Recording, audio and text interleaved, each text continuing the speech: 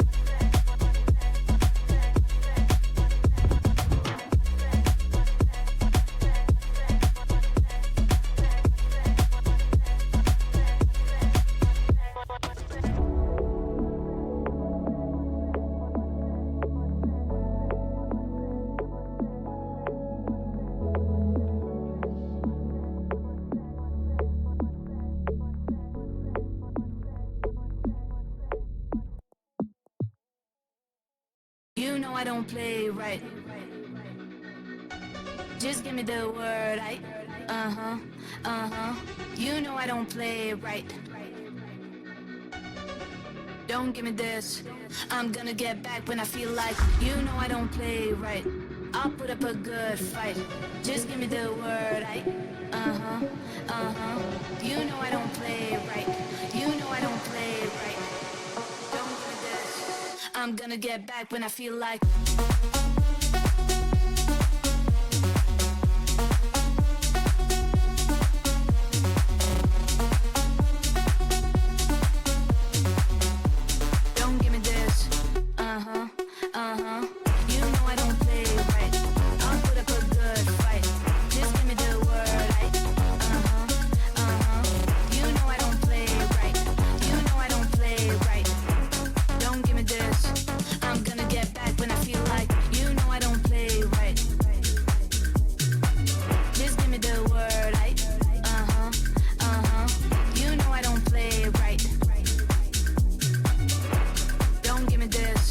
I'm gonna get back when I feel like.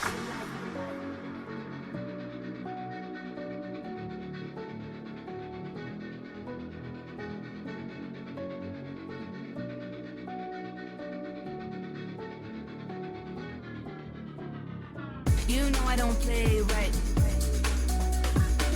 Just give me the word, You know I don't play right. Don't give me this. I'm gonna get back when I feel like. You know I don't play right. I'll put up a good fight. Just give me the word, You know I don't play right. You know I don't play right. Don't give me this. I'm gonna get back when I feel like.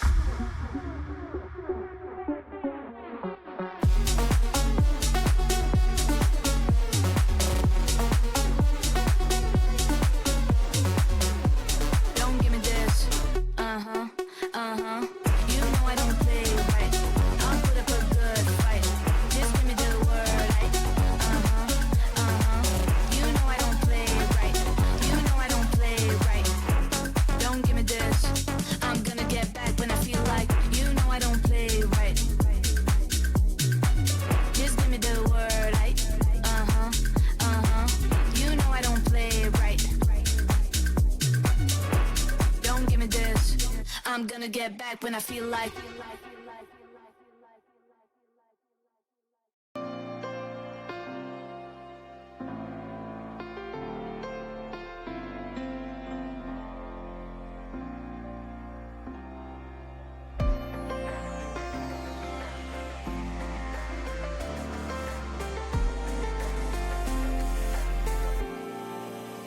the still of the night, gazing up at the sky.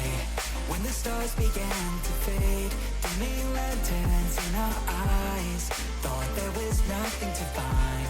I stopped searching for a reason, just let the world embrace us. In the silence, we are one. Can't escape from this feeling inside you. Release from heartache, you'll be fine. When the cracks start to let you run right through, I'll be there to help you shine.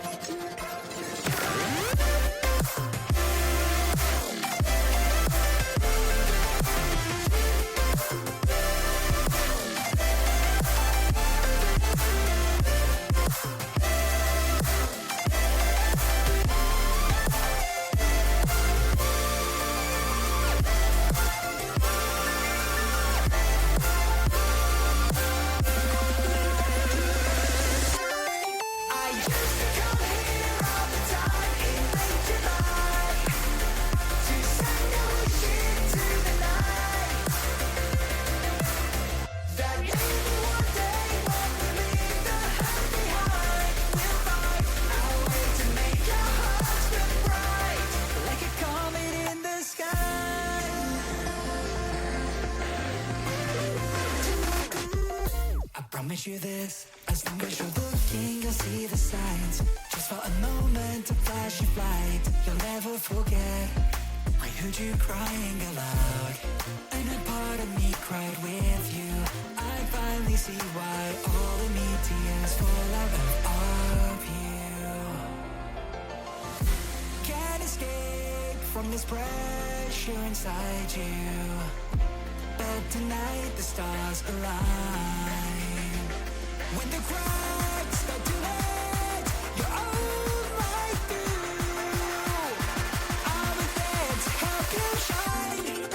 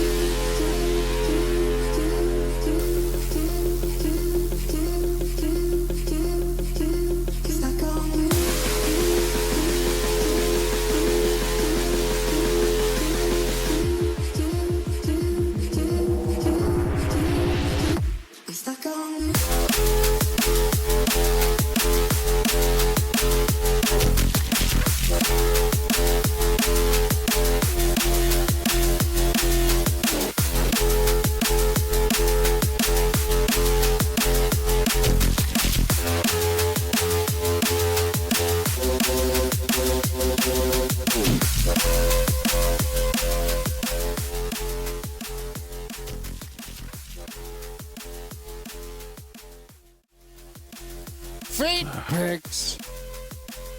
I don't know about dang all it. that mess. Look, that's something we were talking about in private, Kurt. You can't just bring that up on the stream, right? Right. That's sensitive. That's sensitive information. Is it just me, or is Dragon a little smaller today? Smaller. What do you mean? Yeah, you're like 1 inch tall. It's kind of weird. 1 inch tall. Yeah, I don't know what you're losing talking weight, about, sir. working out. Oh, I mean, I'm definitely losing weight. That's for sure. No, it's because I'm watching you on Discord. Oh. Just your little. I don't even know what that is. What is that? Link or something? No, that's actually a picture that my cousin Kendall drew of my D&D character. Ah, Yeah. that's why I don't know what it is. I have the actual like hard copy. She gave it to me for Christmas. Oh, I gotta wait for it. And there. Much more easier to see there. So you're like the guy from Cool Runnings carrying around your lucky egg. so yeah, so I'm a my character is a Drake Warden Ranger multi-class. So I have a pet dragon. So that picture was drawn before my dragon hatched. Random question Okay. / history lesson.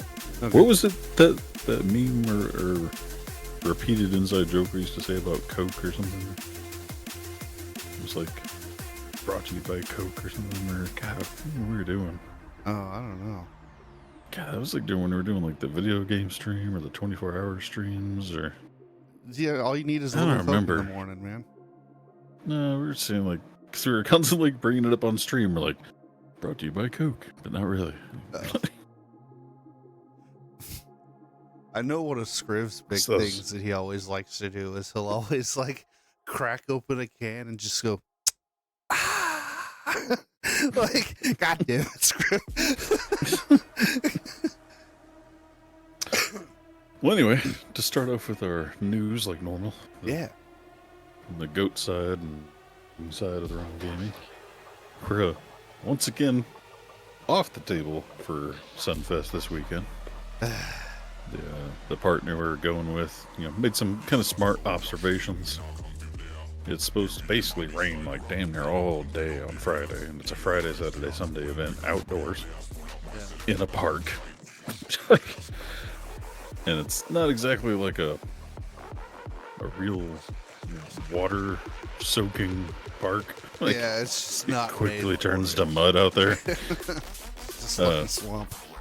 So it's like it's gonna rain like all day Friday, and then we'd be out there for a good Saturday. Saturday's supposed to be fine, and that's only like half a day on Sunday. Nobody really goes to these kinds of things on Sunday anyway. Right. So your real prime time for selling and spreading the information of RUM would be on Saturday. But then it's like, one, your increased foot traffic is going to be reduced because not too many people want to go out there and trudge through the muddy swamp after Yeah. a full day of rain. Yeah. So it's going to be lower traffic than normal. And a good thing for them, bad thing for us, is that they've doubled the amount of vendors that since last year. So there's going to be 2 times as many people to see and talk to as a customer. Right. Which means, they're not going to be spending as much time hanging out with you as when there's half of them. Because I know me as a shopper, I want to be like, fuck, we got 150 freaking tents to get there. Let's get to moving. Yeah. Like, I'm going to be breezing by, just be like, nope, don't want anything there. Next. Yeah.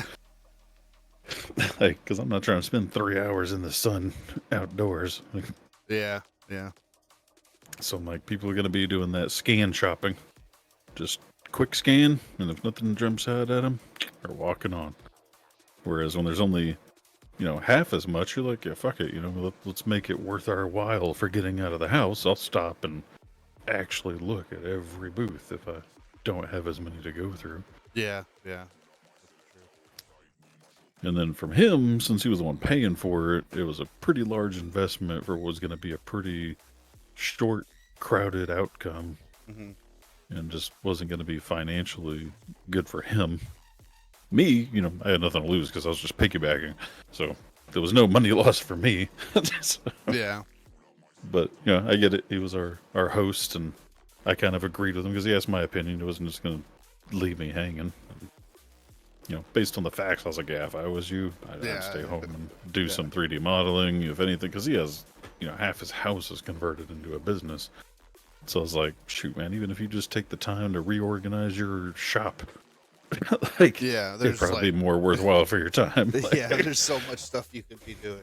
Just make it a much better use than going to Sunfest. And he had a buyer for his booth. Like, he had somebody willing to replace him at full cost. So he could literally just break even, walk away, not trudge through the mud all weekend. And I'm like, yeah, I get it. Yeah. Yeah. How can you not? But, aside from like another tornado or something, there's nothing stopping us from going to the Time Travelers flea market at the mall the weekend after. Yeah. So weekend after next indoor event at the mall, all by myself, and it's free. So we'll be there Saturday, or I'll be there Saturday and Sunday. We being Rum, we'll be there Saturday and Sunday. Yeah. That should be cool though. Like an indoor event. Like, do you know like how you're like? Do you have like a designated spot where you can set up? I have no idea. No.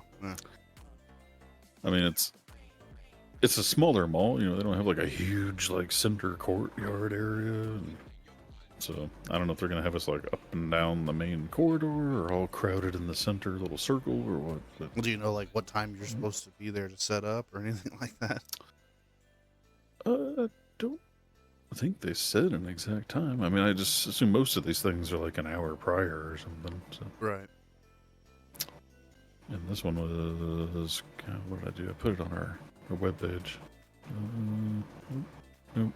11 to 7 on Saturday and 12 to 6 on Sunday. So be there pretty much all day Saturday. Yeah. And then half a day on Sunday. So, it's 6 o'clock. Dang. All right. I thought it was 4 earlier. I was making dinner plans earlier today. I'm like, I'll be out of there by 4. Shit. Nope. I'll be there till at least like 6:30, and that's if I just slam everything back in the car. But yeah, so that's the event news. No more Sunfest. We'll be at the Time Travelers Flea Market Saturday and Sunday, June 8th, June 11th. No. There's a possibility of going to that steampunk. Yeah, if they ever get back to us. Festival that they've got going on in Dallas in November. Yeah. When is when in November again? No, I don't know. We'll announce those details if we ever get. If we actually end up going, yeah. Well, our intention is to go, but we're waiting on the host to let us know. Hopefully, it's not my anniversary weekend. That's all I can say. You can work around it. Yeah. Just have your anniversary there. Yeah, right. Steampunk anniversary. Yeah, it might be fun. Hey, I am an ordained minister. I can renew your vows there at Steampunk. So. Listen, if we were going to renew our vows anywhere, it'd probably be at like Ren Fair or something. I mean, you can do it every year. Yeah, we can do it. Yeah. But anyway, not really worried about that, but yeah. In the usual 3D printing fashion, I have show and tell. Oh boy. So last week I printed something for the 3D printing guy, and then didn't take any pictures of it. I did upload the time lapses though, so the time lapses are on our TikTok, but I didn't have a finished product of it. But it was an 8-inch tall Black Panther Lego guy. Oh yeah. And he's pretty cool. Made 3 different colors. Took like 36 hours straight printing to make it. Big boy. And then didn't even take a picture for show and tell. But out of that trade, I got some like 4 unique-ish colors to contrast with the matte black, because we have several rolls of matte black and we were wanting something to make it pop. And the first one, even though it doesn't totally show up as well in the video, is the olive drab, and I minimized my dang Discord again. OD couldn't see you. green and black. So, kind of, I wonder if I contrast white piece of paper. Does that help at all? No, No. no, not really. No. But yeah, yeah. It's just- I love OD green, man. That's a cool color Looks combo. if I face it the right way. Yeah, there you go. It OD picks up. green. Picks up pretty well. It's pretty dark, but it's much brighter in person. Like, it's a nice lightish OD green. Now, one that really does pop is the peach and matte black here. Yeah, I like that peach. And this a one lot. stands out from across the room. That's a really cool contrast, and that's what I was hoping for. Get some like vibrant colors Yeah. to slap on top of this matte black. I was trying to, I sent him a screenshot and I circled the colors I wanted on the shelf. And then he brought over 2 different ones. So he had like a vibrant blue and a like pinkish one. And then I got the olive green or olive drab green. I'm like, that's not really going to pop, but it'll still look cool. Yeah. I mean, listen, you Peach can't one, go though, wrong with worked OD out. green. OD greens is Yeah, always good. yeah, I wasn't mad. That's why I was like, if it would have been like forest green, I would have like, that's not what I wanted. But, and this one's actually an older print. It was actually probably one of the first things I made with the bamboo, and I don't think I ever showed it. Cause like, I brought it to the wife in the living room, and then it just stayed there for the last several months. So we were rearranging the living room, and I was like, I'm gonna bring that thing back. And it's just a little bone dragon. skeleton dragon. It's a little cool, like totally flexible bone dragon. The other news, not as exciting for somebody wanting to buy anything, but it's exciting for us going to these events. Is I've been wanting to repurpose things. First, to show you what they're for. So your filament material, sorry, used to come on these big plastic spools. And like when you get done with it, it's like, man, what am I gonna do with this thing the size of a dinner plate? Yeah. It's like, some people like wrap Christmas lights around and use them for like Christmas light storage, but if you're like mass printing, you're gonna have like 5,500 of these. You don't have that many Christmas lights. Unless you're my father-in-law, but that's a whole nother story. Unless you do.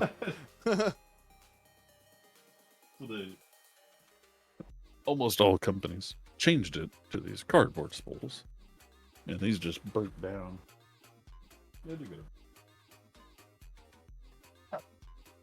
These you can just rip apart into 2 discs in the little center spool part. Much easier to throw away, recycle with your cardboard. Yeah. Sustainable. Yeah, but I still had a bunch of these plastic ones, and back when we first started printing, even with the basic printer, we had wanted to repurpose them. And one of the main things people do is turn them into storage units, like for nuts and bolts or small prints and whatnot. And so I finally got one together. It's this right here. Yeah. See, print these drawers, and they have a little pull tab on it that I can barely fit my fat fingers into. You just pull it out, and it's on 2 little pins.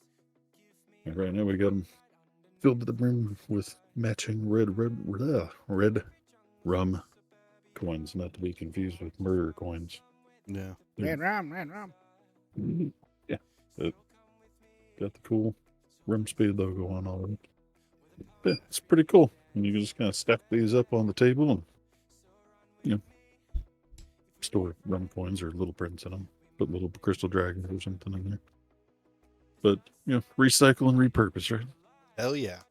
Always the way to do it. And then it's funny because, they started converting to these cardboard spools, but on the automatic thing behind me that holds 4 spools of filament, it doesn't cooperate with the cardboard ones. So I've actually been printing plastic spools, which is an ironic circle to the spool story. Yeah. That I'm trying to repurpose the other plastic ones so that I can make my own plastic ones. But yeah, but these twist and unlock, the other ones don't. So that's kind of the difference there. But yeah, 3D printing spools as I repurpose the old plastic 3D printing spools. That's pretty neat. I like that. But yeah, that's it for RUM-Gaming 3D printing show and tell. What are you gonna show and tell us? I don't have much of anything. Nothing new. That's not how show and tell works. I got to Everybody in the class has to go around. I got to finally, after like maybe 2 weeks of having the solar panels and stuff finalized on the house, I got to go in and, you know, flip the on switch, which is nice. That was cool. Yeah. So they actually city approved now. Yeah, city approved. I got all the paperwork and everything like that, so we're solar. So that's exciting. Now yeah, when the power goes out again, you're ready. Yeah. Or Right. Northern Texas. Oh. And one of my coworkers lives up there near Denton and had to call out for the entire week. Yeah, So like, storms are bad out here. yeah, he had like the windows on his house come in, the car come in. Yeah, it's been Yeah. rough. It's been rough. Yeah, they finally started. They put one of the big dumpsters on the house across the street to like finally start dealing with it, I guess. Oh, really? It's just it's one that's been sitting there like living room exposed, open roof, like half the roof is gone. It's just been sitting there for like a month. It's been raining like every like 4 days. Wow. Nobody got out there and like put some plastic over it, and it just keeps raining and raining straight into the house. Man, y'all are just making that problem worse. Yeah, yeah. It's like Jesus. hopefully the insurance doesn't look at that and be like, you guys didn't make any effort to make this better, so no, we're not adding on to our claim. Well, yeah, but you would think the insurance company would have sent somebody out there by now. Like, Yeah, shit. well, that too. Yeah. Protect their investment, you know? Like, jeez. But it's kind of the same thing. There's a house on the corner that like a third of their roof is gone. But they at least, I think they paid out of their own pocket to have the company come out and put tarping and stuff over it. Mm-hmm. So at least theirs, you know, it's still hasn't had a lick of work done to it. Yeah. But that next day, they had somebody out there putting protection on it. The other house was the one that was in the middle of selling. So I'm like, I don't know how that shit works out. And maybe they're hoping the house just gets, condemned or Yeah. something. That's kind of what I was wondering. Like, do y'all think it's just going to be zeroed out? Like, I don't know. Which maybe it did. I don't know. Who knows? I think I talked to the guy twice in 2 years. So not like I was friends with him or anything. No. This week's yeah. episode, What are we talking about again? we're talking about things that game devs have done that were unsavory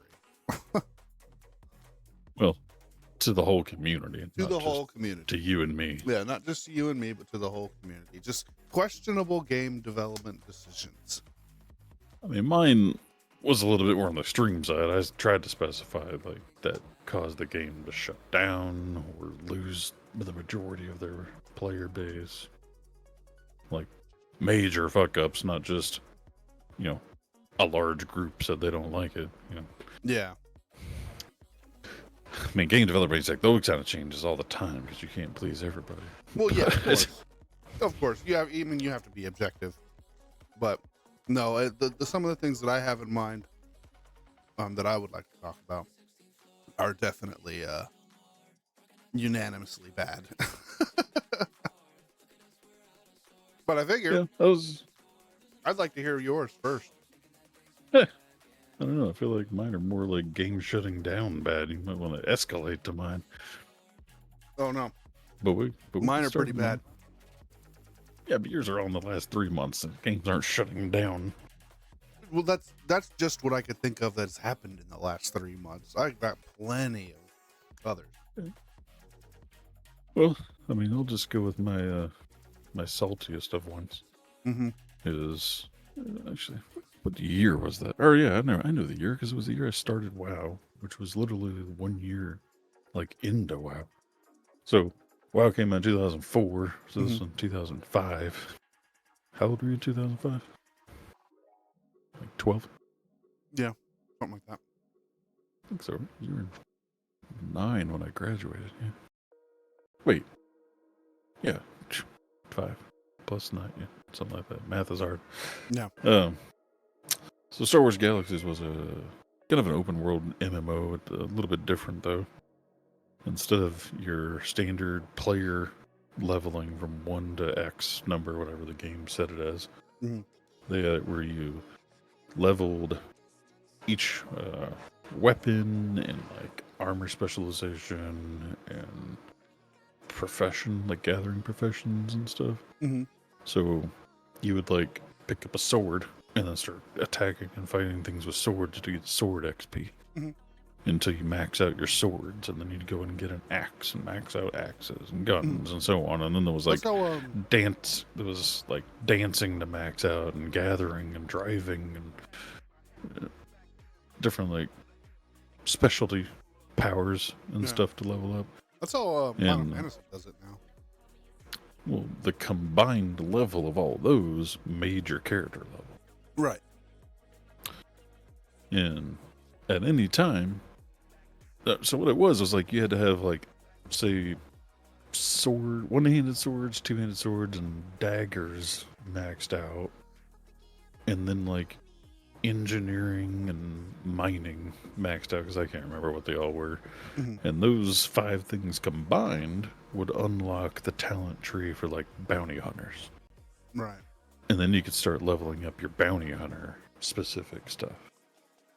And there's the same thing, like if you wanted to be a, super melee ninja, you had to level up these sets of things. And at any point in time, you could say, you know what? I don't want to be a melee ninja anymore. I want to be a bounty hunter.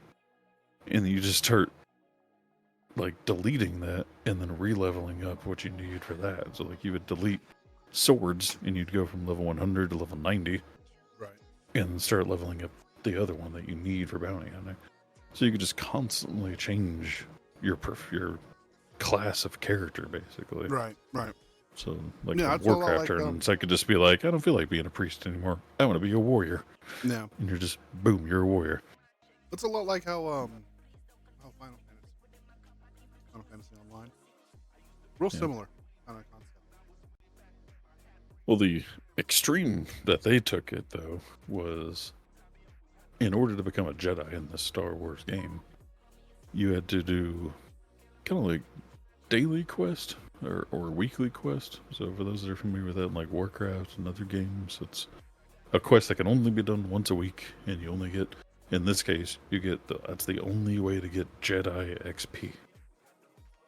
And it would take you a minimum of 6 months of doing those quests every day or every week, whatever they were at the time, to unlock the Jedi tree. Yeah. And then it would take you another like 6 months of grinding the Jedi stuff to become like a Jedi Master.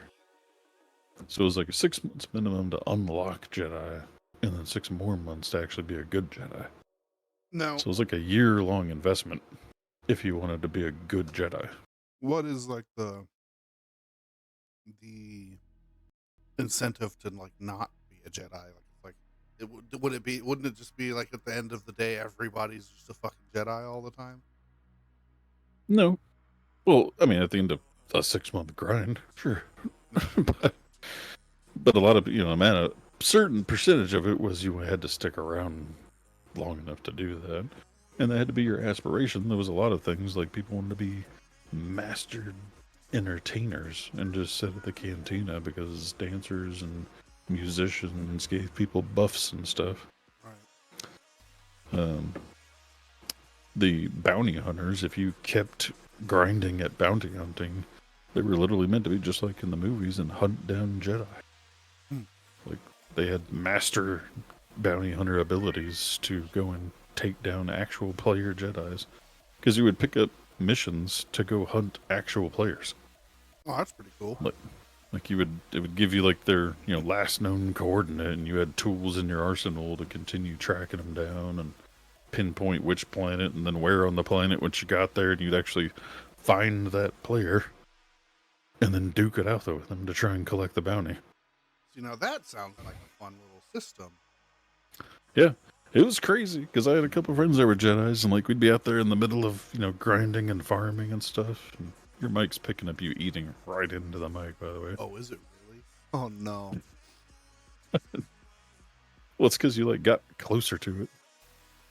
But yeah, we'd be in the middle of like an open world dungeon basically because this game didn't have instance dungeons. Everything was open world. So you'd be in the middle of like an open world dungeon, and they would wait until that Jedi had just pulled like 50 mobs, and he's at like 10% health, and then they'd fucking leap into the fight. Damn it. It's like, wow. Yeah, basically, it's like getting ganked, except in this game, as long as you were on your game, you'd be like, oh shit, pop cooldowns and fucking start duking it out with that bounty hunter for the next fucking 15 minutes. Because there wasn't no, like Warcraft ganking, you're just, luck of the draw, and 30 seconds later you're dead. No, these were like 15-minute long, drawn out, chaining through their cooldown fights. Really? And you, the regular player, couldn't do shit. Because that bounty hunter would just turn and smoke your ass. Right. So you'd see like 4 of us just standing there like, well, shit. Good luck, man. That is something that I think is pretty lacking for like multiplayer. Open world PvP. Yeah, open world PvP. It's just too quick. If whoever gets the jump, that's over that for the most part. Yeah, they were epic battles. But yeah, it's a crazy game. Being able to change and swap, major classes like from warrior to priest or healer to tank or whatever. Just whatever you want to be, you just keep swapping. Yeah.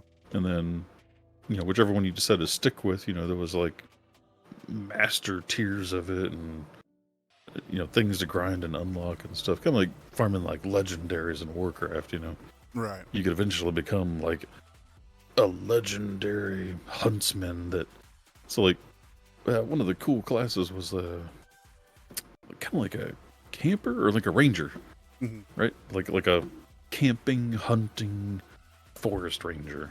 Sure. And as you progress down that tree, you could put down little camps that would have like crafting stations and stuff like that, but also give you a buff for like an hour or whatever. And if you became like the Grand Master fucking Ranger, you'd put down a camp that's like the size, like a 20-man camp on the ground. It's like a full-blown on-the-range camp. Damn. And you could just live there if you wanted to. But it'd give you this super buff. And it was like my year of playing, I saw like 2 of those guys. Like it was such a hard thing to grind towards. Because unlike become like a master swordsman, you just kill shit with swords a lot. Yeah. To be a master swordsman, to be this master forest ranger, you had to go and do like boring, grindy shit. Yeah. Of like being a survivalist. It was really cool. It was really fucking interesting. I'm surprised I've never like. Well, I guess I might not have ever even had a chance to play it. No, because that's where we're getting to the point of. So, it's this cool game with a lot of in-depth progression to work towards, to include really long in-depth progression like the Jedi. And then around November 2005, right when I decided to go play Warcraft, they decided they're going to change the entire game. Big patch update. Announced it for like a month or 2 in advance. And you always hear us talking like, oh no, the majority of the community hates that. Like, there's no way they're going to go through with that. When we say majority, we just mean, we found some forum thread that has a shit ton of people posting. No, this was like 90% of the community was like, we will quit playing your game. Yeah. We're not just going to not like it. Like, no, we're not going to play. There's no fucking way. Because what they were changing was basically going to be Star Wars Galaxies 2. But instead of, shutting it down and releasing it, they were just there was a patch update. And what they were doing was basically turning it into Warcraft.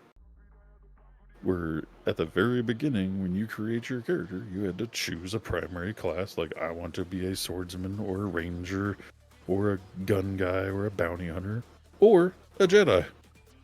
Man, you hate to see that. Like, you come across a game that is like in the same vein of something that you really, really like, but they have their own take on it.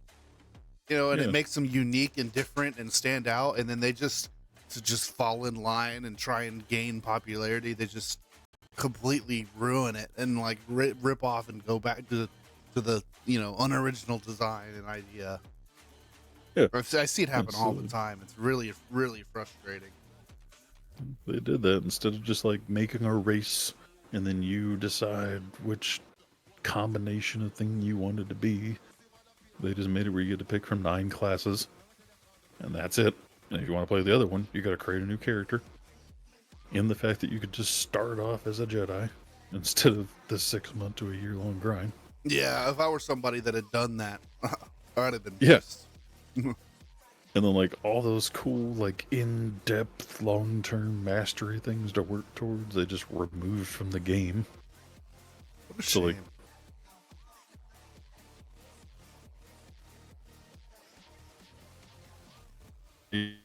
Uh-oh. Internet's cutting. Possession where like stream froze where I froze. Well, it's Oh, there it goes. was my It just internet. froze for a second. So, yeah. Changed the game completely, where it's just not even the same game. And they changed like the combat system and everything. So it's like professions completely rewritten, classes completely rewritten, combat system completely rewritten. Like the only thing that was still the same was the goddamn maps. That And sucks. everybody told them that, hey, if you fucking do this, we're all leaving. Yeah. And they all did. And for like 4 months, there was just nobody playing that game. Went from the extreme WoW competitor to just nobody. And they just never reverted it. And like 6 months, like a year later, they just shut it down. Yeah. It's like game was running for, I don't remember how long it was running for, but I never understood that that mindset. Like, oh, we're competing with them, so we want to try and be as much like them as possible. It's like, no. Like, you've seen time and time again people try and use the WoW formula to kill WoW. Well, and this was only a year after WoW came out. works. And it never works. It's not going to work. You cannot do WoW better than WoW. You have to come up with a unique and original idea. I'm sorry.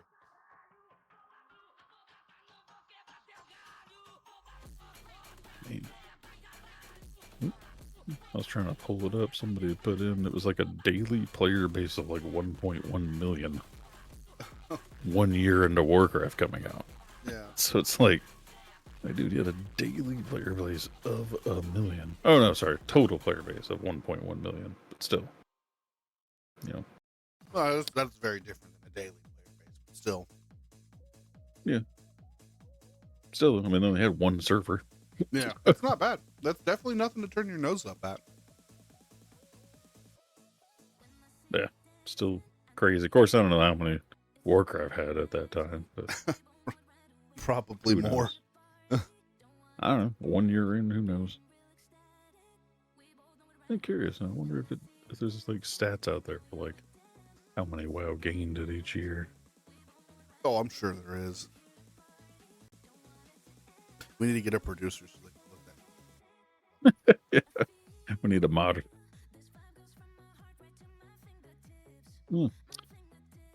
I mean, you could always go with one of your games while I look that up. One of my. Yeah. Okay, we'll talk about a newly released game, Dragon's Dogma 2. And it's unfortunate because it just seems to be following the trend of the industry these days, but it's just blatantly scummy and disgusting practice, just to the utmost degree, in my opinion. So for those of you who don't know, Dragon's Dogma released their second installment on Steam this year. And they offered When you say it installment, you mean part 2? Yeah, Or- part 2. Oh. And they, released it like most AAA game titles with a $70 price tag, and then an additional $100, whatever the case may be, deluxe Special edition. Yeah. And they offered early access for people that pre-purchased the game. You buy the game and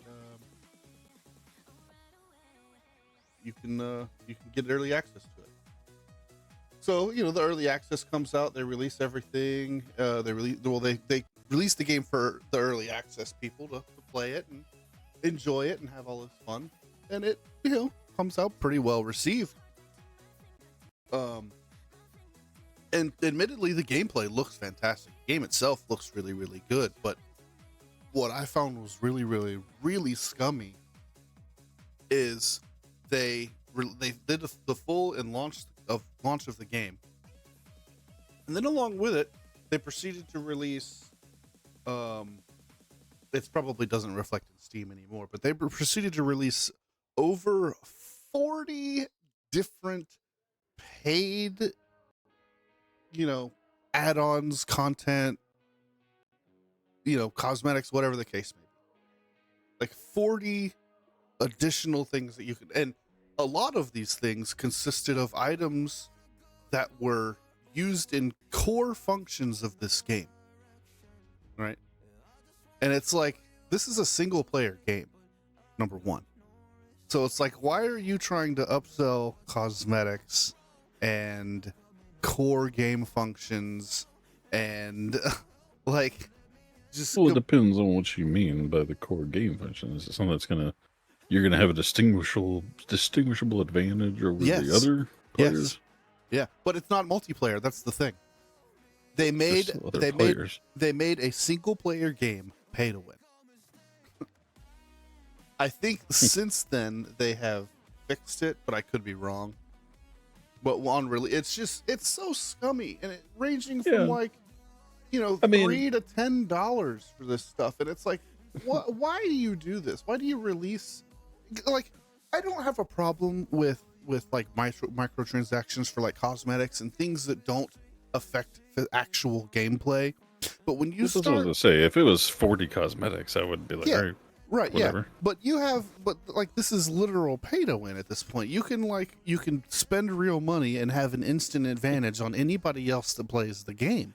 And it's like that for any game is bad, but especially for a single player game. Well, like it's especially bad for the.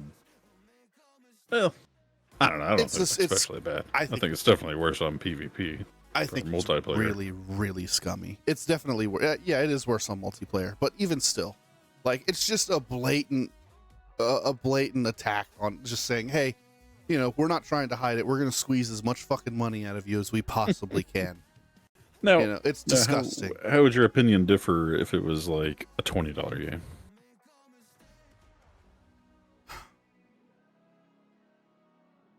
That's a little bit different. But then it'd be like, what if it's like, say different packages for $20, you get the base game. For $30, you can play the base game but 10% faster. Or for $50, you can play it 20% faster. My problem is when you limit content to people that spend more money. If I spend $70 on your game, but I should get all of the content within that game. You're getting all the content. You just got to do it slower.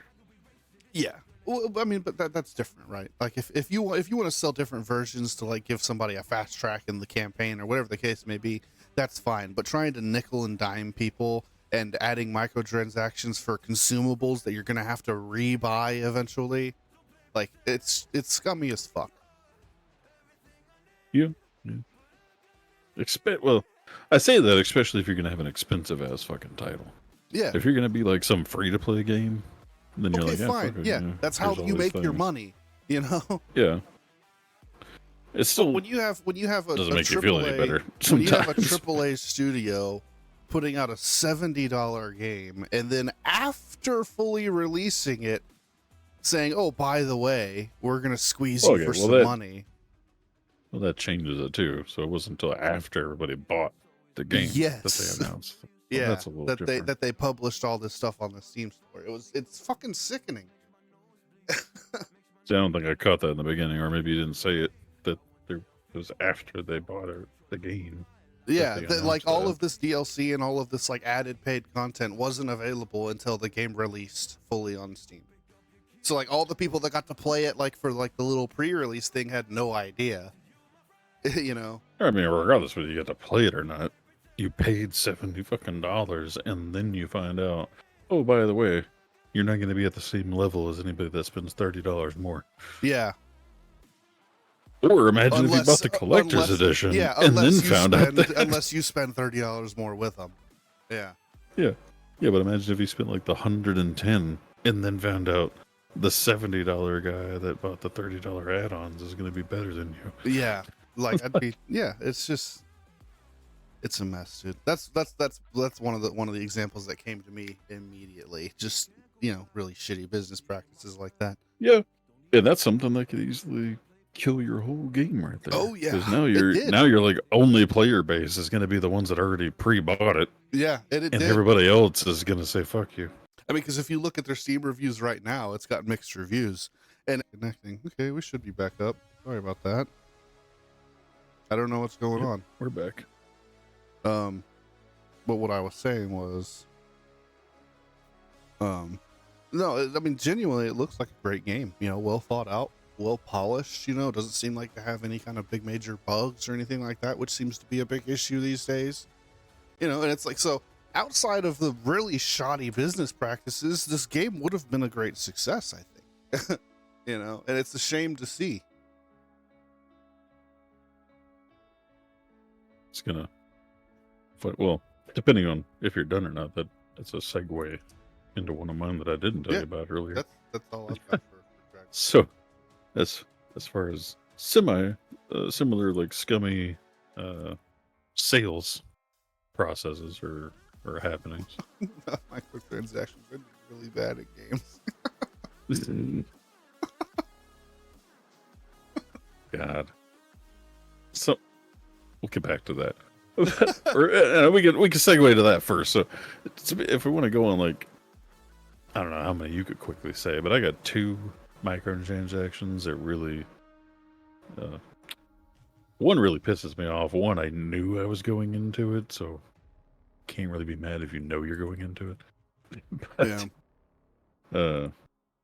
the one that pisses me off is Crossout. Oh. Crossout is like a Twisted Metal knockoff for those of you that are even old enough to know what Twisted Metal is. But it's build your own combat car and then go fight other combat cars. Yep. Deathmatch. Last man standing or last team standing, And fully customizable from how many axles you have, wheels you have, your armor plates. Like if you were to go to a junkyard in real life and start taking pieces of cars and slapping them together. Like if you want 3 doors sticking out of your driver's side door for extra armor, like, is cool as shit as far as how customizable it was. You could build like Scorpion cars and shit. Like it was cool. Yeah. And from the fucking get-go, pretty much, they made that game pay to win. Yeah. Oh yeah. Where like if you drop like $100 into the game, you were untouchable, except another person that dropped $100. Yep. That's yeah. And it was just like, damn. I really felt that. Up, man. I felt that about like Warface too. Warface? It doesn't have any pay to win. Yeah, but like the Call of Duty clone that we played for a while. Yeah, not Warframe, Warface. I know. It doesn't have any pay to win. I thought it did. I thought you could just like, if you like paid real money, you could just like unlimited rent like all the limited guns and shit. Well, that's not really pay to win. I mean, I You mean, got if you have the best a guns in cooler, the game. but they're not. I could have the same gun. It just doesn't have the same skin. It was just different skins on the guns. Okay. And the difference was, so it's kind of similar to Call of Duty, right? So Call of Duty, you can buy a skin package, and it'll come with the attachments attached to it. Yeah. The only advantage you have over me is if I've never leveled up that gun, I don't have the attachments yet. Right. But I can get that gun maxed out in, a handful of matches. Like that evening, Yeah. it'll be maxed out, and I'll have the same attachments. That was the only advantage they had. It was the exact same thing Call of Duty has. You could just buy that gun, and it already has the attachments. Yeah.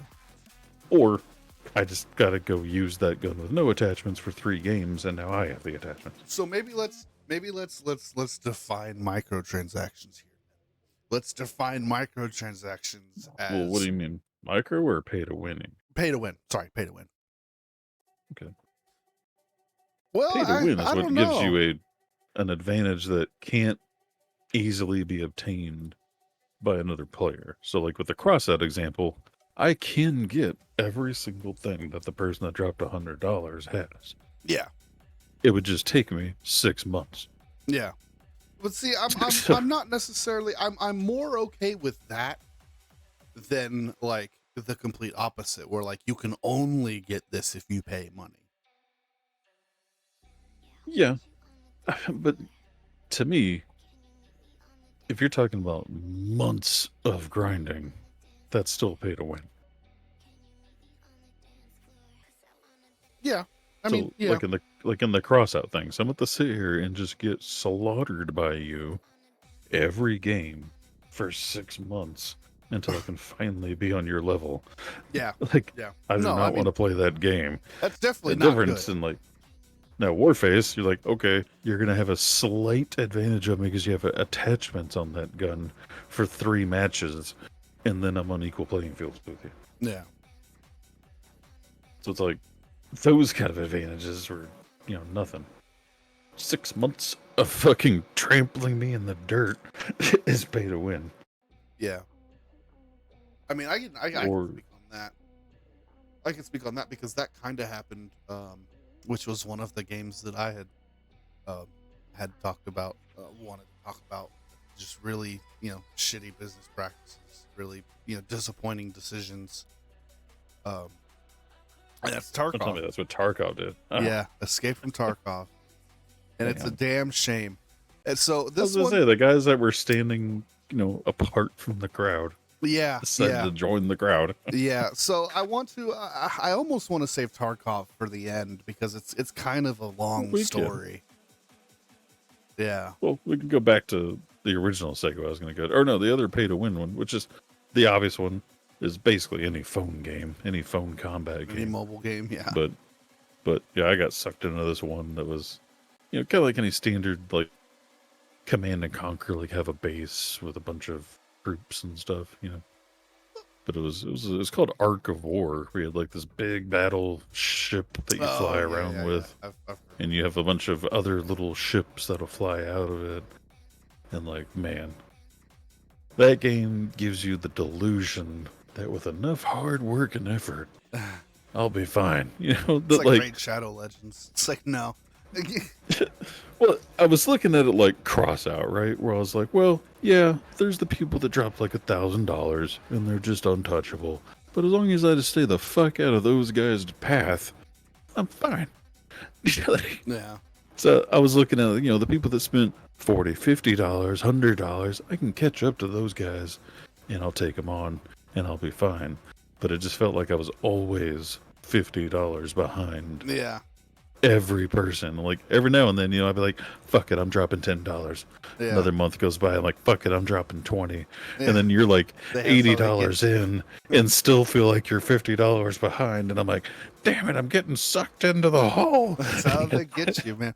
I will say, I have to defend the microtransactions a little bit, just by giving the disclaimer that I've been playing consecutively at the same time. I've been playing 2 what they call gotcha games, One of them being Genshin Impact, and the other one being one that just released called Wuthering Waves. They're made to get money, right? Like it's they are designed to make you spend money. But what I really, really, really have enjoyed about them is the gameplay has not been neglected. The visuals have not been neglected. The audio has not been neglected. The gameplay, the game itself is a wonderful, well-built game. And there's nothing that you can spend money on that you can't get just by playing the game. And I really appreciate that. Well, yeah, but it's like I said, how long do you have to play it to get it is my point. Well, definitely longer, right? But even in a sense, like even the game really starts you out with everything that you need to be successful in the game, right? So like the extra characters and like their specific weapons, and none of that is necessary to be successful in the game. If you want those characters, then you can get the items that you need to get those characters by playing the game, or you can just spend money on it. Now, the nice thing about it is the only way to get characters is the chance-based thing, right? So you get this currency that you spend to roll a dice on, whether you get this 5-star character or not. And it builds up like a pity. So like after 90 rolls, okay, you're guaranteed a 5-star. But now, if you're rolling on the event, it's a 50-50 between the event 5-star and then like this pool of other 5-stars. So, it's a constant gamble, right? So even if you do dump $1,000 into the game, there's no guarantee that you're going to get exactly what you want. Well, yeah, but their odds are much higher than But the yours. odds are much higher. The odds are much higher. And if you were going to get it, it will happen much quicker. But none of that is necessary, right? You can play and have a equally as fun time with the characters that you get just by playing the game and without, rolling on their little lottery. Yeah. But yeah. So there's a time and place for microtransactions, I think. And one of the things that I want to talk about in general that I'll bring up to segue from yours, since you spoke about mobile games, is just a trend in mobile games in general, and that's just their ad practices. There's like 4 different ad practices in mobile games, right? There's like an entire screen where it like stops you from playing entirely. It makes you watch an ad, right? And then it goes back to the game. It's like, I don't like that. When that happens, I follow Pirate Software in that sense. I immediately uninstall the game before the ad even finishes, right? Yeah. Well, I mean, some of them aren't bad. If it's like ad, like, I don't know, every once in a while. Yeah, but let not a big deal. let me finish, because I'm going over the categories here. Because like, so you have the category that's like, it just shows you an ad, it stops your gameplay right there. You're watching this ad. Right? I hate that. You also have, the other ones where like they put like an ad in like a banner on the bottom of the screen, but they intentionally put like a menu right above that ad, hoping that you'll like fat finger that ad. And that's predatory behavior. I don't like that. I uninstall that game. And then you have the third kind, where it's like, let's say a little fairy just like flies across the screen and pops up and says, "Hey, would you like to watch this ad? I'll give you X." And you can say extra no coins thanks, or an extra play or something. Yeah, and you can say no thanks, and I say, "Okay, I'll be back later." And you continue with the game. Or you could say, "Okay, I'll watch this ad." And what that does is that tells the player immediately, like, "Hey, this is our main source of income from the game. If you would like to support us, watch this ad. If you don't, that's cool. Enjoy the game." Yeah. Well, I mean, I play, I think Wordscapes has ads, but it's like, every 5 rounds or something, it'll be one ad. You got to go click the X on. Yeah. Something like that is not too bad. But then there's another one. I want to say it's just like Connect 4 or something that I have for playing around with a kid sometimes. And that one guy, you got to get through 3 ads before they'll even let you play, and then 3 more after each game, and it's like, yeah. Oh my god, dude. and there's always like that whole mini game of like, where's the goddamn X? It's like subdued dark gray on a black background or something. Yeah, And, you know, you're like, Jesus. Yeah, it's just I hate that predatory bullshit, dude. It's like they're just doing everything they can, you know, to try and make sure that you click on their shit. And it's like, if you just be transparent, be like, look, this is how we make money. We'd love your support. Just watch the ad. You know, that's all you got to do. Well, and especially on the ones like, say, Connect 4, it's obviously a kid's game. Right. It's like they put so many out there hoping the kid accidentally clickbaits it. You know? Yeah, exactly. Like you said, predatory, but I was thinking more child predatory. Yeah, I mean, and they make it so enticing so that the kid like wants to just like beg your parents nonstop for it. Especially like the ones that look like another mini game, and they're like, "Oh, just click here to make this guy do this," and it's like, "Gotcha, bitch." Yeah.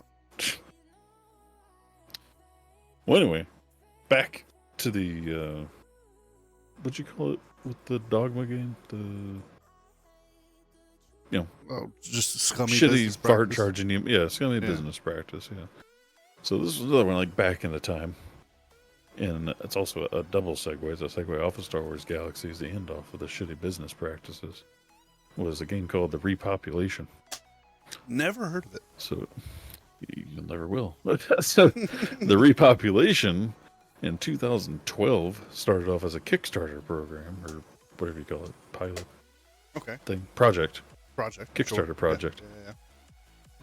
And I invested in it for me and the wife to get 2 copies of the game. So back then, Kickstarters weren't that expensive. It was like maybe $30 a piece. Yeah. And I was like, our estimate is by like, I want to say it was here like May or November 2013. So it was like a year later they were going to put this out. But basically, this game was everything that Star Wars Galaxies was, but more sci-fi spacey instead of Star Wars, it was just space in general. Sure. But it was literally like every single thing that Star Wars Galaxies abandoned to be more like WoW, Repopulation was doing, and better. And I was like, fuck yeah, let's get back on board with something like that. So we both joined the Kickstarter, and then it kept getting extended and extended and extended, like years down the road. So it was supposed to come out in November 2016. They finally released a like completely different dumbed down version of the game on Steam, and it crashed and burned. So they took it down and then re-released a different version of the game with a different name, which I still own on Steam. That's called, what was it called? I just looked at it today with a memory of a squirrel. It's called Fragmented. And it basically kind of looks like 7 Days to Die on an alien planet. So it's just a little like build a base, go out and gather and hunt, and that's it.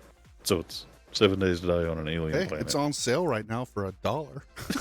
Yeah. But imagine, it went from full-blown Star Wars Galaxy remake to 7 Days to Die on an alien planet. It's like, what? How do you make, like, why would someone make that logical jump? It doesn't make any sense to me. Like, why would you just, like, scrap a... Yeah, and it was like, 4 years after they were supposed to release the MMO. They released this. It's like, wow. There's my investment returned back to me.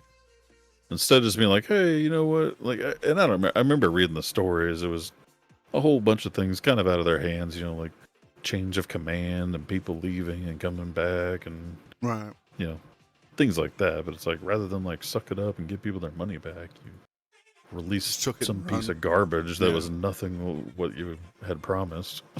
Yeah. So, Garrett says, shitty practice. Sega Saturn had an internal storage, but not mentioned anywhere, getting you to buy a memory card.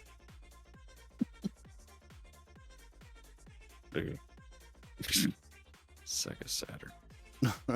That's a throwback, man. I remember playing Alien on Sega Saturn. I remember playing what was that, Time Cop? Like on the arcade, you'd like push the pedal down. Yeah.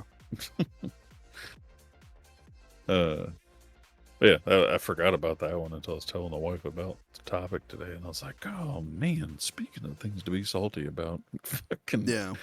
like the double salt, you know? It's like I invested in this one to recover from Star Wars Galaxies, just to be burned by these people too." It's like, God damn it, just setting me up for failure left and right. My other two were pretty quick though. Virtual Cop. Virtual Cop. Yeah, I think I actually remember playing that too on the same Sega Saturn. Yeah, yeah, it was probably Garrett's Saturn or your mom's. No, mine. Or yours, yeah. I mean, yeah, technically she bought everything, but yeah, I mean, it was for me back when we lived in Victoria. Or Edna, not Victoria. Anyway, the next two are kind of short. One, your kind of common theme that you see from time to time where game developers rush releasing something and it's nowhere near ready, and so it ends up flopping. And that was another like little known game, was a Conan MMO. And I don't remember when these came out. I probably should have like prepared some of that. I just assume I'll remember or something. Conan, Age of Conan, that's what it was called. Age of Conan 2008. Jesus, I'm getting old. Yeah, so Age of Conan was an MMO for Conan, like Warcraft, and had a super great idea immersed into the game that was similar to one that you will remember, the Star Wars Old Republic MMO. Yeah. You know how like every quest you turn in had a cutscene built into it? Yeah, pretty much. Actually got to see a video and audio with every fucking quest. Yeah. So like you could really get immersed into that lore because it's literally audio and video with every quest turn in. Well, that's what Conan tried to do before Star Wars did it. Except, you know, standard kind of MMO, maximum level being like 60 or 80 or something. They had only had the videos and audio recorded up to level 20 when they released it. So after 20, it just went silent and no video. And their reasoning was they thought it would take people longer to get past level 20. Their goal was like, we'll release it now. And then, you know, long before they get to 20, we'll have the rest of it put out. Now, people were 20 like the first fucking weekend, you know, just like any other MMO, man. People grind that shit. Yeah, I was going to say, people are going to get max level like the same day. Yeah. And then simultaneously, they also weren't prepared for people leveling that fast. And they had these huge gaps in questing for your levels. So, like, you'd hit 40, and there'd be no more quest until you hit, like, 46. So you get to just go run around, grind open world mobs for, like, 5 levels. And then, say you stuck around through all that, the PvP was, again, Warcraft equivalent or common terminology, the warriors in this game could one-shot any other class. So it's just severely unbalanced. Yeah. So nobody wanted a PvP except for warriors. Right. And so you basically, PvP was 100% broken. You had no audio or cinematics after level 20. You had these huge leveling gaps because they just didn't expect people to get there that fast. And then the raids... Yeah, the raids at the end. It was supposed to be like tier 1, 2, and 3 raids. And it was like you can finish raid 1 and you get the key for raid 2. Well, again, they weren't prepared for people to be there that fast, so they didn't have raid 2 or 3 ready. As well either. So it's like the in-game content wasn't ready, the mid-game content wasn't ready, the audio and video wasn't there past level 20. PvP is completely fucking broken. And like 3 months in, after the launch, they hadn't fixed any of that yet. And so the game just died. Yeah. Like 3 months after it came out, there was just nobody playing it anymore. Yeah, it became very, very, very clear that they did not have any of that stuff prepared and ready. Yeah, like it basically became abandonware 3 months after it came out. Yeah. It's just like, jeez. That happened And for a just game that recently has so too. much potential. That happened just recently. The name of the game is escaping me, but that happened just recently. And it's like people are like, yeah, that was just a quick crash grab, man. So, just to send it home for how good I thought this game was, I was posting our 2 WoW accounts on a WoW account selling website to sell our accounts. That's how convinced I was that Conan was the WoW killer. Yeah. I was trying to sell our 4-year-old WoW accounts. Like, was how good I thought Conan, Age of Conan Well, was going to be. aren't you glad you didn't do that? I would have been sitting there 3 months later with no WoW account and no damn Conan to play. Yeah, yeah. In the same vein of just really, really poor releases, I got to throw in a recent example in Cyberpunk 2077. That game, you know, it Had a the rough hype start. for it was so incredible. I really like to think that I'm not one to like fall into the hype of games super easy. You know, there's some that I get super excited for, but there are none where like, oh, I'm gonna pre-order it, I'm buying the most expensive version, like I gotta, it's very, very, you gotta have something pretty incredible to really make me want to do that. But I was like this with 2077, man. I was like, man, this game's gonna be sick, it's gonna be so good, it's gonna be awesome. All the gameplay that they had announced for it and, you know, showcased for it just looked incredible. And then when the game came out, man, it was a buggy disaster. Like game breaking bugs. Like it left the impression that they didn't playtest this at all before releasing it at all. It was really, really bad. And it was like that for a good, man, I would say probably year and a half. So, speaking of Gert's statement, and to emphasize how bad it was for yours, in the first earnings call since the release of 2027, they revealed that it processed approximately 30,000 refund requests. Yep. Yeah, it released, and then a very, very large majority of their player base refunded it. But you know, I do have to say, I want to give an honorable mention to Cyberpunk and to another game, what's the name? And shit, granted though, they'd sold 13 million sales, refunded 30,000. So. Yeah. Well, I mean, nowadays, if you were to download and play the game, it's great. Runs really well. They fixed all the bugs, like, and that's the trend with CD Projekt Red as a developer in particular. Like, people were like, "Oh, it's CD Projekt Red. They made the Witcher games. The Witcher games are fantastic. This is going to be so good." And I'm like, "Yeah, but I can't believe that they released such a hot mess, garbage game." You know, and didn't optimize it and fix it before they released it. It's like, yeah, but this is CD Projekt Red we're talking about. Like when they released the wonderful game of The Witcher 3 that everyone loves and is like one of the best video games ever made, it was a buggy fucking shit show on release too. That's kind of CD Projekt Red's MO, right? They release really shitty buggy messes and then over a couple of years they craft it into the best game you've ever played. I mean, honestly, I think it's because of how the world player base has become over the years. Oh yeah, it's definitely the player's fault. Well, yes and no. I mean, the players are now, or we're always trying to find some advantage, some workaround, some quirk. We're always trying to push it to the fucking limits and everything.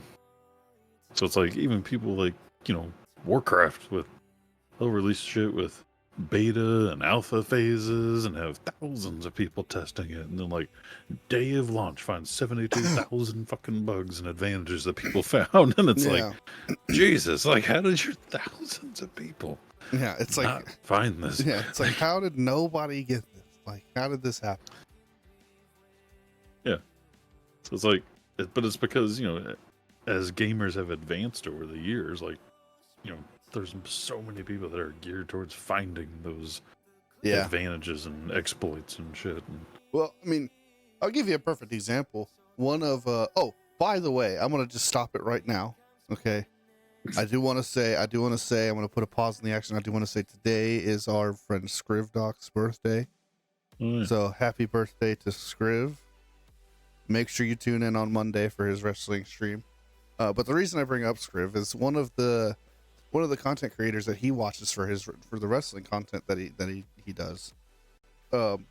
Whenever a new WWE game comes out, they do a 24-hour stream dedicated to breaking the game as much as they possibly can. See, exactly my point. That's like, there's people like that out there trying to break shit.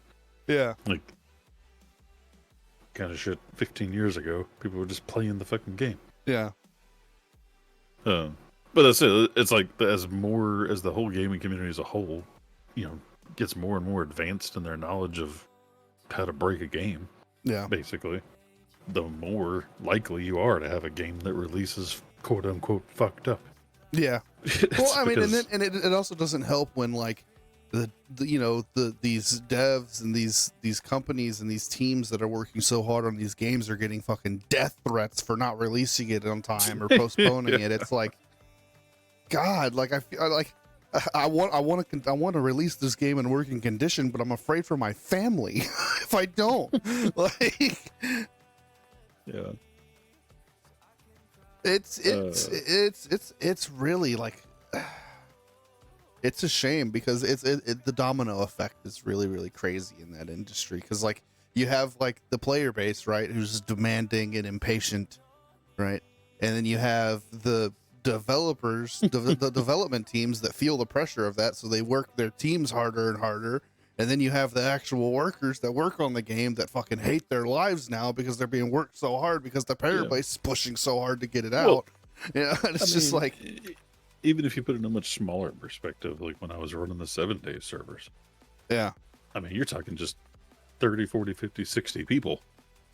And me being, you know, one guy, or, you know, when I had like you or Soup to Doop helping out, depending on which year we're talking about. Yeah.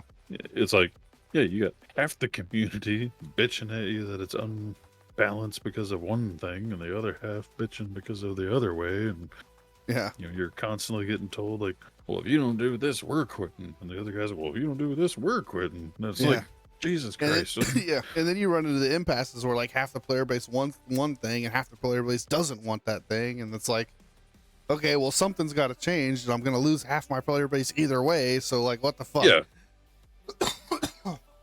So it's like, you know, it happens small and big across the board. Because you can't please everybody. You know, you got your core fan base that's like has no problem waiting a couple more months because they'd rather have a completed game, and then the other half they're like, fuck that, what am I paying you for? Yeah, right. Yeah, it's like, I put money into this, what the fuck, why don't I have my game? Yeah. Speaking of putting money into games, though, jump off into my last one. Okay. Another one that me and Soupy Doop were pretty salty about. I can never remember which games I've played with anybody. I apologize for anybody watching that's played with me and I didn't mention you. But it's Evolve Stage 2. Oh, I missed that game. And so this one is kind of like Dead by Daylight, but a little bit different. It's for humans with guns trying to defeat a monster played by a player. It's like a big monster, like Godzilla-sized monster in some cases. Yeah. And this game, you know, almost same thing, like shitty business practices and whatnot. They like released like in-game DLC, like paid DLC, and then like after everybody bought it, 2 months later decided we're shutting the game down. Yeah.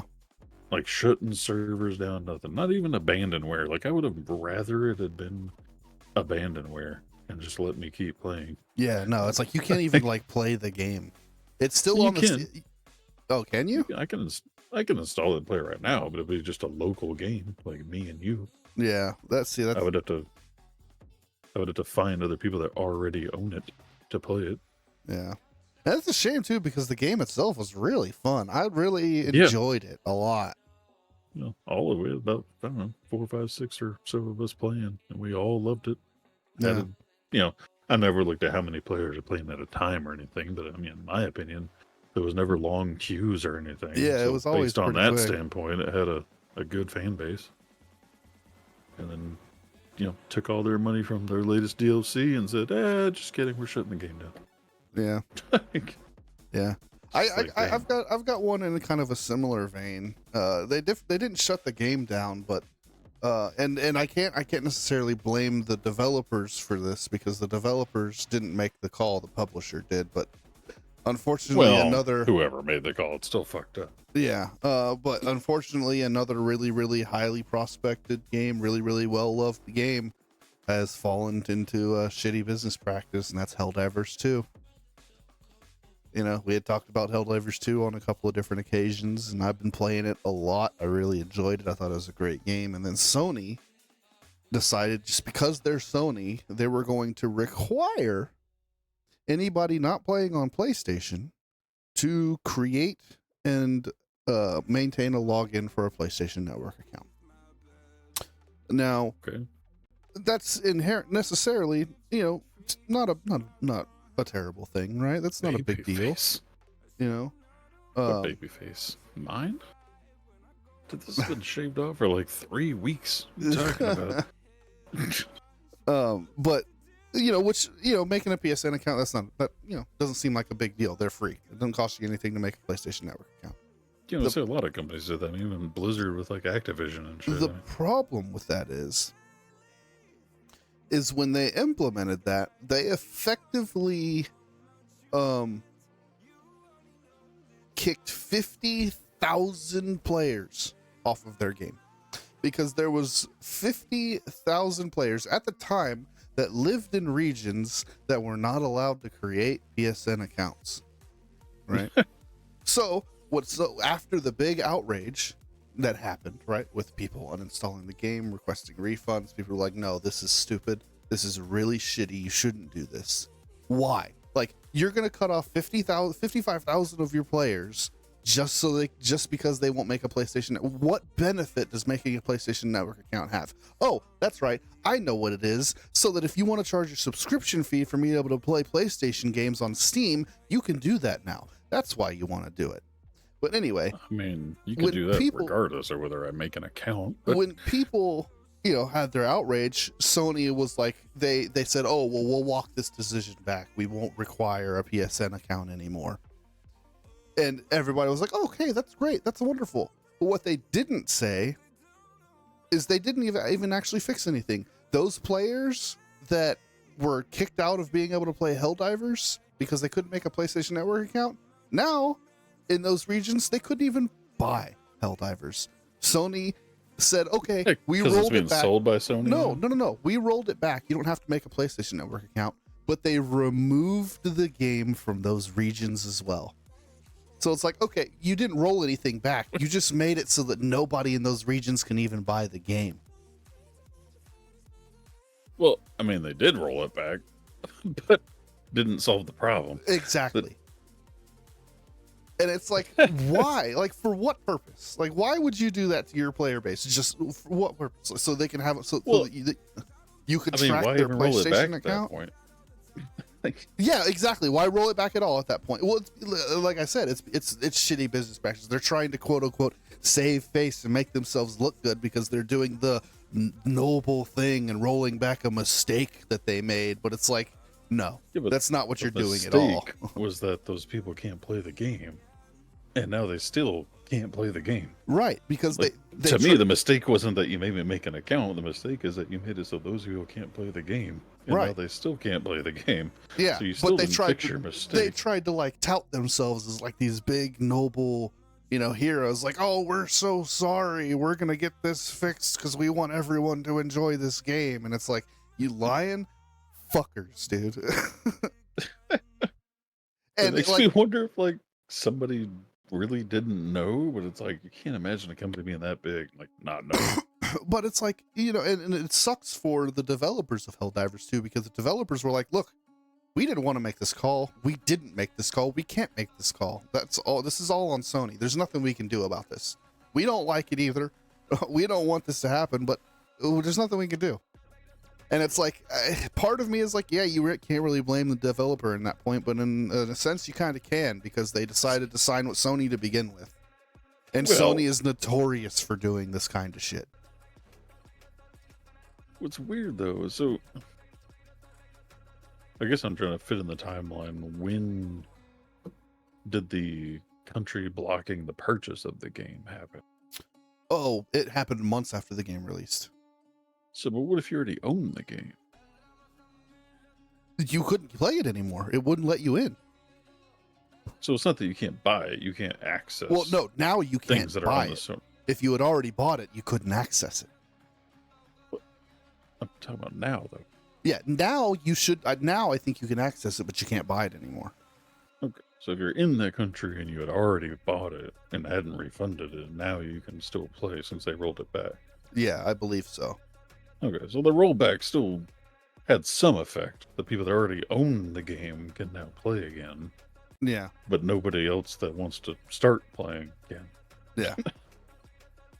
Just It's so fucking Weird. stupid, dude. Like, for what? A PlayStation Network account? Like, is it really that important that all of your players that play a Sony game have a PlayStation Network account? Really? And Well, let me like I ask. said, Let me ask. Why is it only on Helldivers that you require this? You don't require a PlayStation Network account for me to play the Spider-Man games, which are Sony games. You don't require a PlayStation Network because account it's for me to play the multiplayer. Ghost of Tsushima's multiplayer, and I don't have to have PlayStation Network. Oh no, actually, yeah, you do. Yeah, you do. Well, yeah, multiplayer, you want that because you want to be able to track cheaters. You can do that in Steam. You don't need a PlayStation Network account to track cheaters. Well, I mean, it helps because now I have your specific information. You have to take the time. Like But a PlayStation people that are Network just account is spoofing an free. account. If you ban my Yeah. PlayStation Network account, I'm just going to make a new one. Yeah, but it's still an extra hurdle in your path. It's an unnecessary hurdle.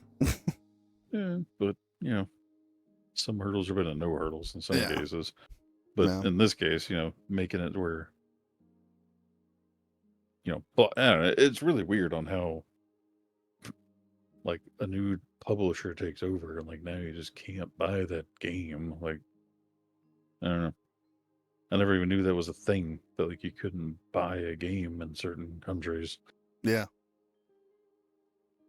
But then again, I mean, I recently learned with other things that like certain apps are like blocked in Yeah, certain region locked. countries. Like Yeah.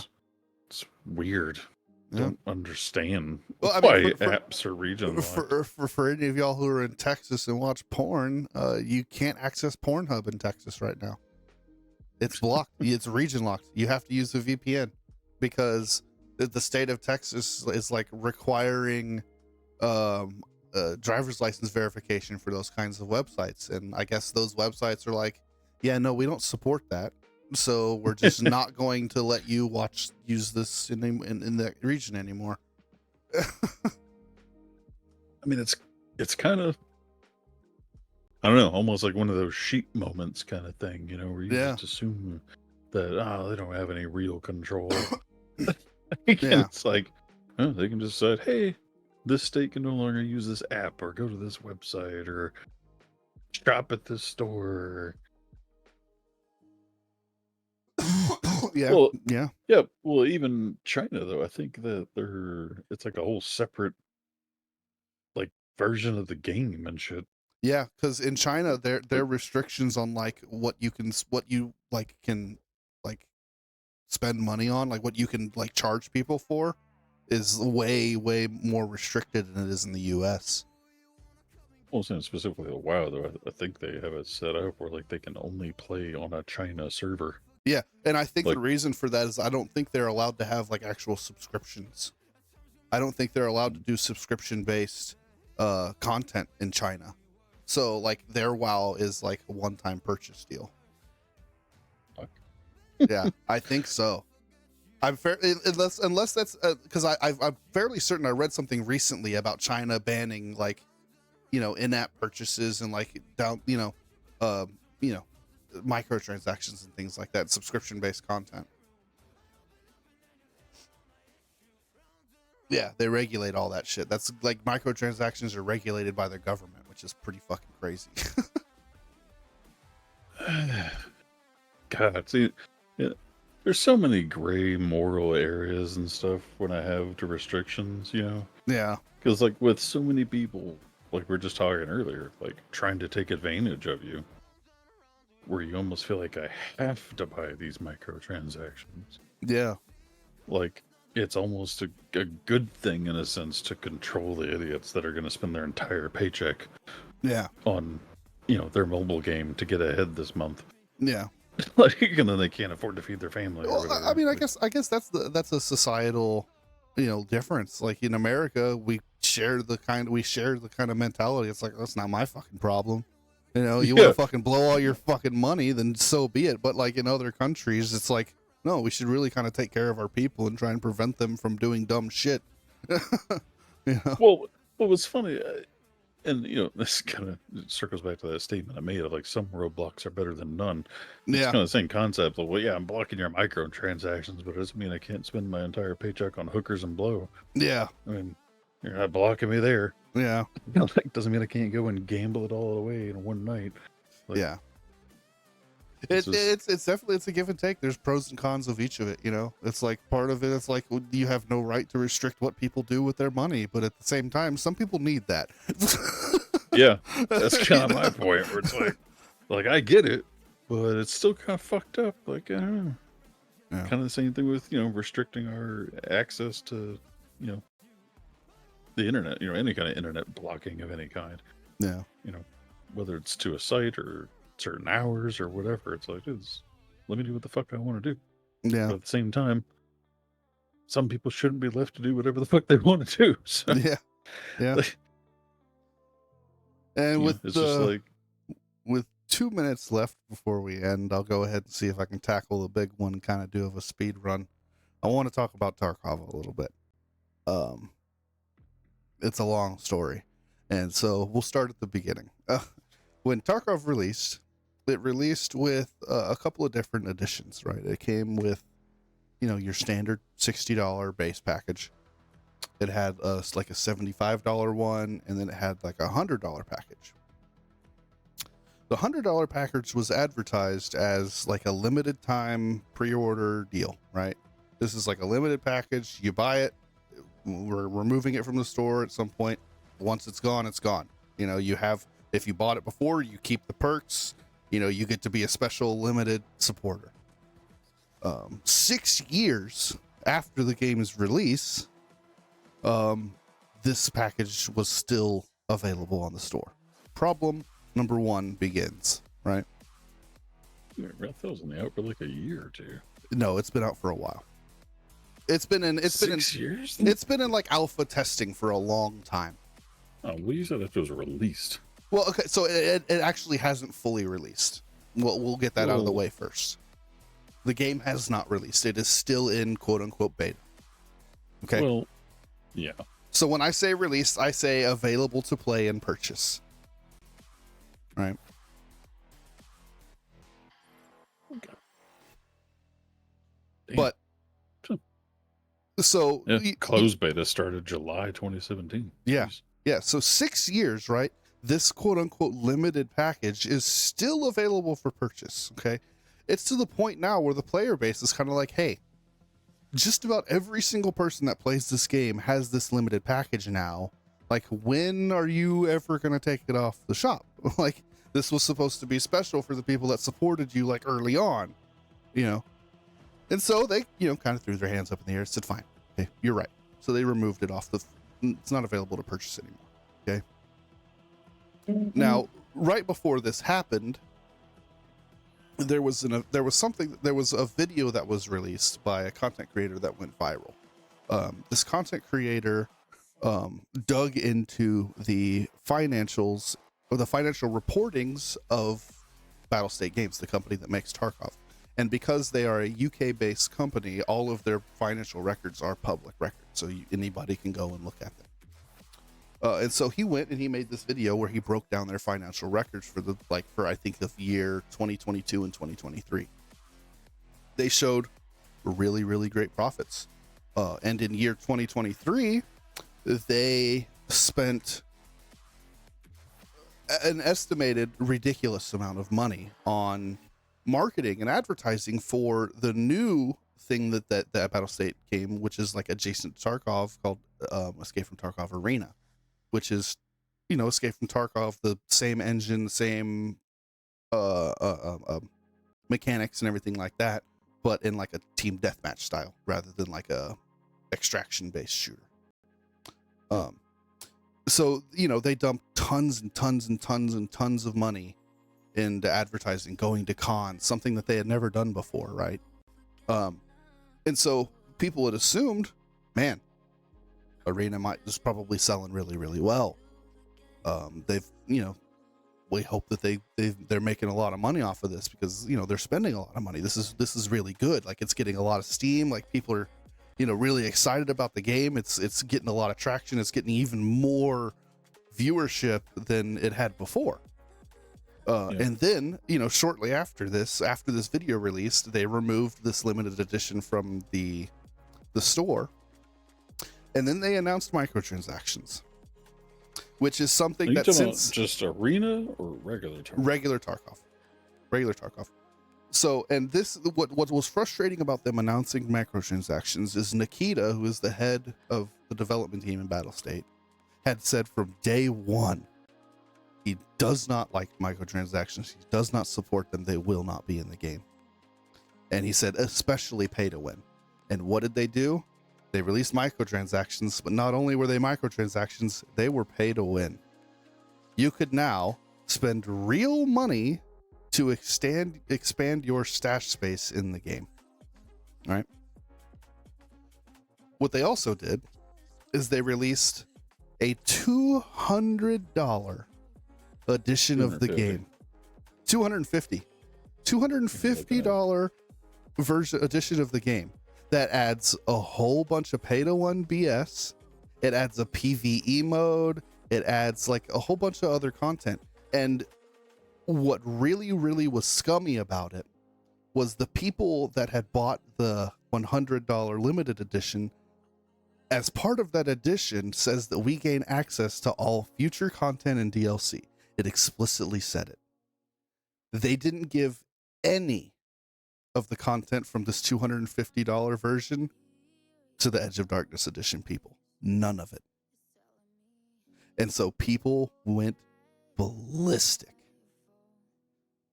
And so they backtracked. They were like, okay, we'll give some of these features, because not all of the features people were pissed about. It's like, whatever, you want to spend the extra whatever for this. Okay, fine. But these core things that are in here, we should have access to it. PvE mode being one of them. You gave us access to Arena off rip because we had it. That's additional content. That's a whole separate game. But they tried to justify that the PvE mode was not downloadable content. And so that's why it wasn't included with Edge of Darkness. And it's like, no, bullshit. It is. It's additional and downloadable content. It was not originally released with the game. It's additional content. So they rolled it back and they're like, okay, we'll give it to you. But we'll only give it to you after our servers can handle the extra players. Because we released it for the people that bought this $250 edition and they have access to it, but we don't have the server capacity to let everybody that has Edge of Darkness have access to it. So we'll give you access when we can. It's like, okay, that's fucked but you up. can still buy the $250 game right now. Yeah. And join it right now. Right. Yeah. So that was another problem, right? So now we have microtransactions and pay to win. And then we have the neglecting to give additional content to the people that paid for it, right? And then when they backtracked it, they also were like, oh, okay, well, rather than just give EOD everything, we'll discount it for EOD players for $100. You can spend an extra $100 and you can get all this other stuff. And people are like, Are you? Jesus. I already spent $100. What do you mean you want me to spend another? Oh, and they backtrack again. They're like, okay, fine, $50, and that's where it sits now. It's like, wow, you had like Escape from Tarkov. Like, what a game, right? What a reception, like what a fan base, what a following, and then to just shit the bed of an epic proportion like this. It's really, really, really saddening. You know, I know we're past our time, but looking at this price brings up another, could be a longer topic, but just wanted to point out that, like, I can't fathom spending $250 on a video game at one time. Me either. I mean, like, I've never even bought a collector's edition of any game. Like, shit. I gotta be honest, spending $100 for Tarkov for a game that was in beta was kind of it was difficult for me. I'll be honest. Do I regret it? No, absolutely not. I think this kind of game's a little different though, because this kind of game, at least, you're getting like an advantage in a sense. So you're paying for an advantage. Slightly, it's not really an advantage. You're kind of paying for a slight head start. But as far as like actual advantage, the stash, yeah, that could be regarded as an advantage and also not. Like, just because you have more room to keep shit doesn't mean you're better at the game than me. Well, no, but I'm saying, because if I'm better at the game than you, it doesn't matter how much stash space you have. I'm gonna kill you and get your shit every time. Yeah, but I'd still be willing to pay for an advantage more than I am like, Warcraft's special editions are usually just like, we'll give you a mount and a pet, and we'll give you something for Diablo and something for Overwatch and something for Heroes of the Storm, and I'm like, bitch, I don't even play those games. I don't want that shit. I mean, it would be different if they were like, oh, well, you buy this collector's edition, we're going to give you a mount, we're going to give you a pet, we're going to give you, 5 million gold, and we're going to give you like 3 WoW tokens. It's like, oh, shit. Yeah. Like, I feel like when I look at that, I'm like, okay, so for $40 more, you're giving me a mount and a pet pass. Yeah. Like, or they'll be like, oh, and this transmog thing. Like, dude, again, don't care. I'm not paying more money unless I'm getting some kind of advantage out of it. Be it like you said, even if it's just gold, fine, give me more gold so I don't have to go farm so much. Yeah. Like, kind of, and like I said, like people weren't really all that. I think the fact that they introduced microtransaction was more upsetting than the actual microtransactions themselves, right? Because like when you have this guy, this dev, this lead who's been, white knuckle the whole time, no microtransactions, to just up and fucking add microtransactions like this. It's like, what the fuck are you doing? Like, we thought y'all were doing well. Did you blow all of your money on Arena and now you're just trying to recoup because it didn't do as well as you thought it was going to? I think that's exactly what happened. They dumped all their eggs into Arena and it didn't perform as well as they were hoping, and now they're trying to recoup all that fucking money. And they're just doing it the wrong way, I think. Or a combination of both. Recoup money and gather more money for the next push at the same time. Yeah, that's what Nikita kind of said in his statements. He's like, we're not trying to take advantage of you guys. We're just trying to build more funds to make this game better. And it's like, but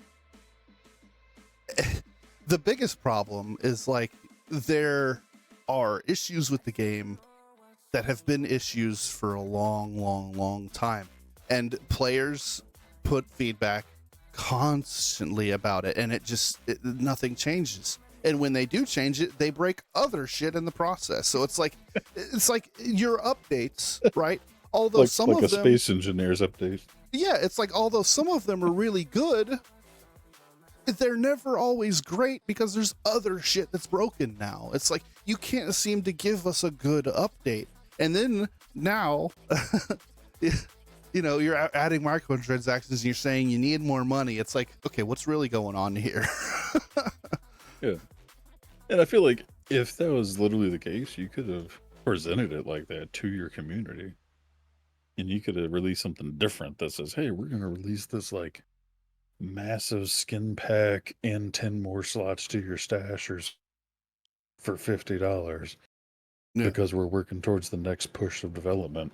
Yeah. And you'd be like, fuck yeah, I like this game. I'm going to support you. Here you go. Yeah. Well, I mean, it's funny because like I want to keep going too long. We're already 10 minutes past, but I want to jump back to the gacha games that I was talking about earlier. You know, these games that are, you know, have such a negative, you know, view from people for like predatory and like, you know, not necessarily predatory, but just, you know, money sucking practices. It's like, but I forgot my train of thought. The ones that are upfront about their advertising instead of shoving it in their face or being subtle about it or bait trapping it. That's where I thought you were going. I lost my train of thought. It'll come back to me. Okay. Well, maybe you can talk about it next week. Yeah, if I remember next week, which I likely won't, I'll bring it up. But that's going to do it for our episode this evening. Next week, I would like to talk about good things that we've seen in games. You know, just really great decisions. You know, if you have in mind like some particular developers that you think have made really, really good decisions and have done, you know, innovative things that are for the benefit of their player base. I want to talk about those because I have a couple of those in mind too. Yeah, I got a few that I can think of off the top of my head. Yeah. But you guys know the drill by now. You know, you have Amazon Prime. You have that little blue crown next to your name. That means you can sub to any channel on Twitch for free. We would very, very much. You're slacking on yours. We would very much appreciate it if you used it on us. The only problem with the Twitch Prime sub is that you have to do it manually. It doesn't auto renew. So every month. Kurt has a regular subscription. Yeah, Kurt has a regular subscription. Never mind. Make sure you go follow our Twitter, follow our TikTok. We're always posting the fun and interesting action of the 3D printer right there behind Goat's left shoulder. Including our Plinko board testing that's up there. Yes, the Plinko board is up there, so you can check that out. Come check out our Discord. You know, hop in, play some games with us. See us in there.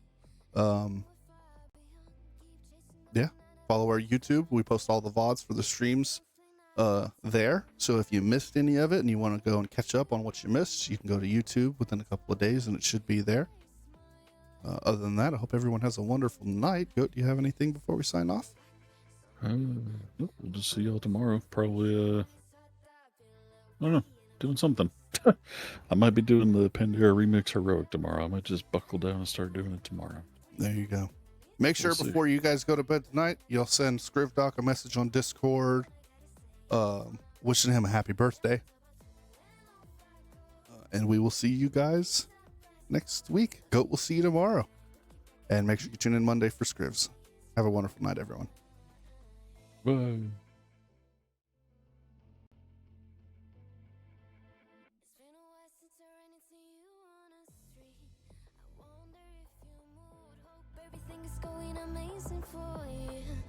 You're not feeling blue.